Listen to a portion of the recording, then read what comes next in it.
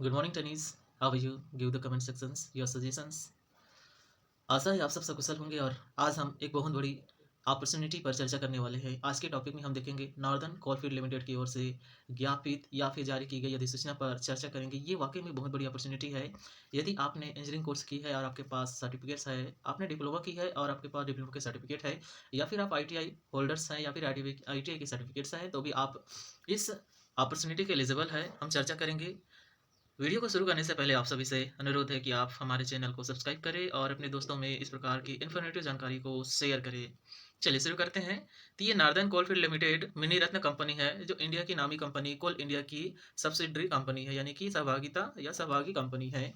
और यहाँ से इंजीनियर डिग्री होल्डर्स को, डिप्लोमा होल्डर्स को या ITI होल्डर्स के लिए बहुत बड़ी अपॉर्चुनिटी अप्रेंटिसशिप एक्ट 1961 के तहत दी गई है। इसी की जानकारी हम इस टॉपिक पर देखेंगे। कौन कौन से डिग्री होल्डर्स, डिप्लोमा होल्डर्स या ITI होल्डर्स इस वैकेंसीज में या फिर अप्रेंटिस के लिए अप्लाई कर पाएंगे, और कितने नंबर में पोस्ट है, कितनी एज क्राइटेरिया रखी गई है, या स्टेप एंट्री क्या है, या फिर इसके शॉर्ट लिस्ट कैसे तैयार होंगे और कहाँ कहाँ से आप अप्लाई कर सकते हैं, इन सभी के बारे में हम चर्चा करेंगे। चलिए शुरुआत करते हैं। हम देख रहे हैं कि हमारी जो कंपनीज है कोल इंडिया लिमिटेड की, ये सब्सिडरी कंपनी है। हमारी जो आपके national coal field limited company है, northern coal field limited company है, वो हमारी कोल इंडिया की सब्सिडरी कंपनी है। ठीक है। और यहीं से आपकी अप्रेंटिसशिप की वैकेंसीज निकाली गई है। तो सावधानी से हम थोड़ी सी रीड कर लेते हैं। तो हम देख पा रहे हैं यहाँ पर तो हमारी जो ट्रेनिज है वो उसके लिए वैकेंसीज निकाली गई है। आप यदि डिप्लोमा होल्डर्स है, डिग्री होल्डर्स है, या फिर ITI होल्डर्स पास आउट है, आपके पास सर्टिफिकेट है ITI का या फिर डिप्लोमा का या फिर डिग्री का, तो आप इस वैकेंसीज के लिए अप्लाई कर सकते हैं। चलिए हम चर्चा करेंगे कौन कौन से वैकेंसीज पे अप्लाई कर पाएंगे। यहाँ पर आप नोटिफिकेशन देख पा रहे हैं 11 मार्च को निकाली गई है, तो हाल ही की नोटिफिकेशन है। इस पर भी हम चर्चा करेंगे। तो आप यहाँ अप्लाई करने के लिए नॉर्दर्न कोलफील्ड लिमिटेड की वेबसाइट तो आप चूज करेंगे। यहाँ जाके आप देख पाएंगे इस प्रकार के नोटिफिकेशन को www.ncicil.in पर जाकर आप देख सकते हैं। देन इसके बाद स्टेप बाय स्टेप आपको चूज करने होंगे। यहाँ आपने सबसे पहले क्रोम या गूगल पर सर्च करेंगे www, जो कि आपके नॉर्दर्न कोल लिमिटेड की आधिकारिक वेबसाइट पर सर्च करेंगे। वहाँ पर आप जाएंगे, होम पेज में जाएंगे। इसके बाद मेनू को आप क्लिक करेंगे। क्लिक करने के बाद करियर ऑप्शन को चूज करेंगे। करियर ऑप्शन चूज करने के बाद आपको अप्रेंटिसशिप सेक्शन पर जाना होगा, फिर अप्लाई करना होगा।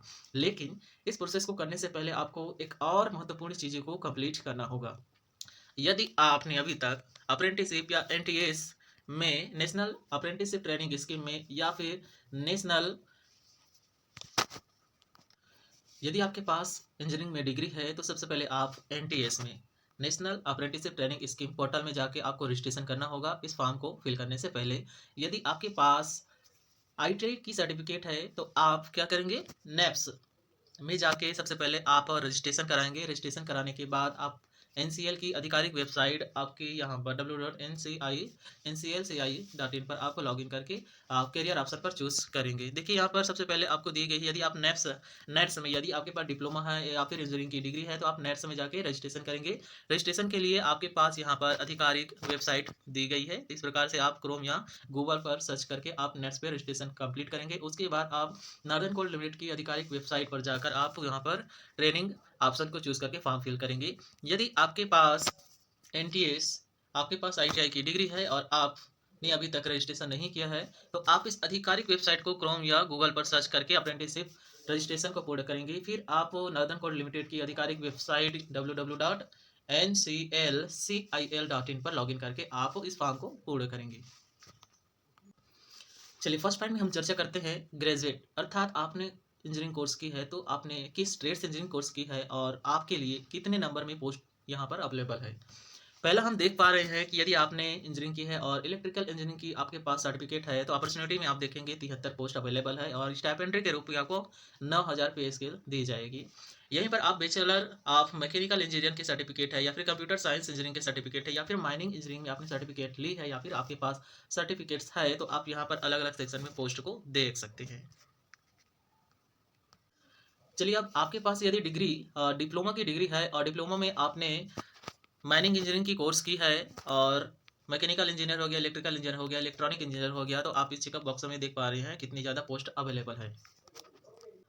डिप्लोमा इन सिविल इंजीनियर है, यदि आपने डिप्लोमा की है, या फिर मॉडर्न ऑफिस मैनेजमेंट या सेक्रेटरियल प्रैक्टिसेस की आपने डिग्री डिप्लोमा ली है, तो यहाँ पर आप पोस्ट देख पाएंगे 78 है, 80। तो ये बहुत बड़ी अपॉर्चुनिटी है। मेरे ख्याल से ये नॉर्दर्न कोस्ट लिमिटेड की ओर से निकाली गई है। आइए अब हम चर्चा करेंगे ट्रेड अप्रेंटिस के लिए। तो ट्रेड अप्रेंटिस के लिए आपने आईटीआई की है और आईटीआई में आप यदि इलेक्ट्रिशियन ट्रेड से सर्टिफिकेट्स ली है, फिटर से ली है, वेल्डर से ली है, टर्नर मशीनिस्ट या इलेक्ट्रिशियन ऑटो से ली है, तो आप इस बॉक्स में देख पा रहे हैं इतने ज़्यादा पोस्ट की संख्या है। 1765 पोस्ट ट्रेड अप्रेंटिस के लिए, यानी कि आपने आईटीआई की सर्टिफिकेट ली है तो देख पा रहे हैं बहुत ही ज़्यादा अपॉर्चुनिटीज़ है।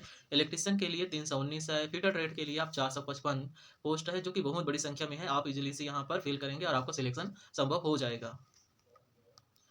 आइए इस टॉपिक में हम चर्चा करेंगे क्वालिफिकेशन क्या-क्या माँगे गए हैं। तो यदि आपने इलेक्ट्रिकल इंजीनियरिंग की डिग्री ली है तो आपके पास इलेक्ट्रिकल इंजीनियर्स में या फिर इलेक्ट्रॉनिक इंजीनियर में डिग्री होनी चाहिए। मैकेनिकल इंजीनियरिंग की डिग्री है तो आपके पास मैकेनिकल इंजीनियर की डिग्री होनी चाहिए। यदि आप अप्लाई कर रहे हैं bachelor of computer science and engineers में तो आपके पास bachelor of computer science engineering या इन्फॉर्मेशन टेक्नोलॉजी की डिग्री होनी चाहिए। बैचलर ऑफ माइनिंग इंजीनियर की पोस्ट पे अप्लाई कर रहे हैं तो आपके पास डिग्री इन माइनिंग इंजीनियरिंग की सर्टिफिकेट्स होनी चाहिए। यदि आप डिप्लोमा कोर्सेज़ के लिए अप्रेंटिसशिप में पोस्ट अप्लाई करते हैं, तो यहाँ पर आप देख पा रहे हैं जो भी आपने पोस्ट अप्लाई करेंगे तो यहाँ पर उसकी माँग या फिर सर्टिफिकेट माँग की गई है। माइनिंग इंजीनियर के करते हैं तो आपके पास आप माइनिंग सर्वे या फिर माइनिंग इंजीनियरिंग या फिर माइनिंग एंड माइनिंग सर्वेयर की आपके पास सर्टिफिकेट्स होने चाहिए। और आप इलेक्ट्रिकल में करते हैं तो इलेक्ट्रिकल से होनी चाहिए सर्टिफिकेट। उसी प्रकार से अन्य प्रकार के आपके पोस्ट में अप्लाई करते हैं तो उससे रिलेटेड आपके पास सर्टिफिकेट्स होने चाहिए। यदि आपने आईटीआई की है और आईटीआई से रिलेटेड आप पोस्ट पर अप्रेंटिसशिप के लिए अप्लाई करते हैं, जैसे कि इलेक्ट्रिशियन हो गया, तो यहाँ पर देखेंगे 10+2 प्लस आपके पास सर्टिफिकेट होनी चाहिए। नेशनल या स्टेट सर्टिफिकेट दोनों ही चल सकती है। आईटीआई फिटर में अप्लाई करना चाहते हैं तो आपके पास फिटर ट्रेड में आपके सर्टिफिकेट होने चाहिए। वो नेशनल हो सकता है या फिर स्टेट हो सकता है। इसके बाद यदि आप वेल्डर में आप फॉर्म अप्लाई करना चाहते हैं तो आपके पास ट्रेड सर्टिफिकेट होने चाहिए, नेशनल या एसएफडी का वेल्डर ट्रेड में। टर्नर के लिए अप्लाई करना चाहते हैं तो आपके पास टर्नर ट्रेड से रिलेटेड सर्टिफिकेट होनी चाहिए। मशीनिस्ट के लिए आपके पास एनसीवीटी या एसएफटी दोनों में से कोई सा भी एक मशीनिस्ट सर्टिफिकेट होनी चाहिए। एक सेक्शन में हम देखेंगे एज क्राइटेरिया क्या रखे गए हैं। तो मिनिमम 18 वर्ष होने चाहिए और मैक्सिमम 26 वर्ष होनी चाहिए। इसके अलावा यदि आपकी जो एज है कट ऑफ डेट है वो आपकी गिनी जाएगी 1 मार्च 2025 से काउंट की जाएगी। इसके बाद आपकी जो बर्थडे है वो आपकी 1999 से लेकर 2007 के बीच में होनी चाहिए। तो इस डेट के यदि आप सर्टिफिकेट होल्डर्स है, यानी कि आपका जन्म 2 मार्च 1999 और 2 मार्च 2007 के बीच में है, तो आप और आपके पास आईटीआई की सर्टिफिकेट्स है, डिप्लोमा सर्टिफिकेट है या फिर डिग्री सर्टिफिकेट है जो ट्रेड से रिलेटेड हो, तो आप अप्लाई कर सकते हैं। यहीं पर हम एज रिलैक्सेशन में हम देखेंगे तो आप एससी एसटी से आते हैं तो आपको 5 वर्ष की छूट मिल जाती है। वहीं आप ओबीसी नॉन क्रीमी से आते हैं तो 3 वर्ष की छूट मिलती है। इसके अलावा हम देखेंगे पीडब्ल्यूडी डिपार्टमेंट में तो आप यदि एससी एसटी से है तो 15 वर्ष की छूट मिल जाती है। वहीं आप नॉन क्रीमी में आते हैं तो 13 वर्ष की छूट आपको मिल जाती है। आइए अब हम इंपॉर्टेंट डेज पर चर्चा करते हैं। यह जो नोटिफिकेशन है वो कब रिलीज हुआ है, तो 11 मार्च को ये नोटिफिकेशन रिलीज हुआ है। और स्टार्टिंग डेट कब है, कब से आप अप्लाई कर सकते हैं फॉर्म को, तो 12 मार्च से आप अप्लाई कर सकते हैं। इनके अलावा यहाँ पर 5वें पॉइंट में दिया गया है कि लास्ट डेट कब है, तो 18 मार्च को ये एप्लीकेशन की लास्ट डेट है। इनके बाद शॉर्ट लिस्ट कब जारी होगी, इसके लिए 21 से 20 मार्च डिक्लेयर किया गया है। इनके बाद आपकी ज्वाइनिंग क्या कब होगी या मेरिट लिस्ट के लिए आपको कब बुलाए जाएंगे, तो ये आपका 24 मार्च है। चलिए सिलेक्शन प्रोसेस पर हम चर्चा करते हैं। तो पहले पॉइंट में हमें जानकारी दी गई है कि केवल एक पोस्ट के लिए अप्लाई करेंगे। मल्टीपल पोस्ट के लिए यदि आप अप्लाई करते हैं तो आप डिस्क्वालीफाइड माने जाएंगे। दूसरे पॉइंट में हमें बताया गया है कि यदि आपने किसी प्रकार की आपकी इन्फॉर्मेशन को गलत जानकारी दी है तो आप रिजेक्ट हो सकते हैं। तीसरे पॉइंट में हमें जानकारी दी है कि आपकी जो इन्फॉर्मेशन है, जैसे कि आपका बर्थ हो गया, कास्ट या कैटेगरी क्वालिफिकेशंस हो गया, वो आपने सही सही फिल की है और आप इसमें क्या हो जाएंगे पूरा। यदि आप संतुष्ट है कि फिल आपने सही की है तभी आप सबमिट को करेंगे या फॉर्म को सबमिट करेंगे, अदरवाइज बाद में आपको करेक्शन की ऑप्शंस नहीं मिलेगी। टेबल 5 से हमें जानकारी मिलती है कि हमारी जो मेरिट लिस्ट है वो किस प्रकार से तैयार होगी। तो आपकी जो मैक्सिमम मार्क है उसको मेरिट पर टॉप में दी जाएगी और मिनिमम मार्क को मेरिट पर नीचे दी जाएगी। जिस प्रकार से अन्य एग्जाम्स में मेरिट लिस्ट तैयार होते हैं, सेम एज यहाँ पर भी मेरिट लिस्ट तैयार होंगे। मेरिट लिस्ट तैयार हो जाने के बाद आपको डॉक्यूमेंट वेरिफिकेशन के लिए बुलाया जाएगा। इनके बाद आपको ज्वाइनिंग दी जाएगी। तो इस प्रकार से प्रोसेस होंगे।